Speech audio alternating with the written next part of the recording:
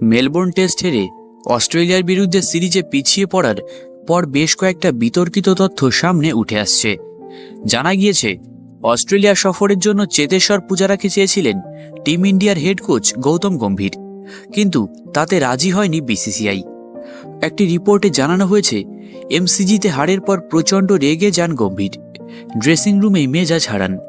সেই রিপোর্টেই দাবি করা হয়েছে, অস্ট্রেলিয়া সফরের দল নির্বাচনের সময় চেতেশ্বর পূজারাকে নেওয়ার কথা জানান ভারতের হেড কোচ। দল নির্বাচন নিয়ে টিম ইন্ডিয়ার ড্রেসিং রুম ও বিভক্ত হয়ে গেছে। শুধু টিম সিলেকশনের সময়ই নয়, একাধিকবার পূজারাকে টিমে নেওয়ার দাবি জানান গম্ভীর। পার্থ টেস্টের আগে অনুরোধ করেন, কিন্তু তার অনুরোধে কর্ণপাত করেনি নির্বাচক কমিটি।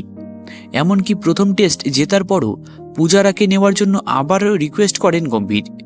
103 টেস্ট খেলার অভিজ্ঞতা রয়েছে পূজারার, গড় 44। শেষ 2 বর্ডার গাভাস্কার ট্রফি জয়ে গুরুত্বপূর্ণ ভূমিকা নিয়েছেন, কিন্তু 2023 বিশ্ব টেস্ট চ্যাম্পিয়নশিপের ফাইনালের পর থেকে আর ভারতের হয়ে খেলেননি। চলতি সিরিজে হিমশিম খায় ভারতীয় টপ অর্ডার।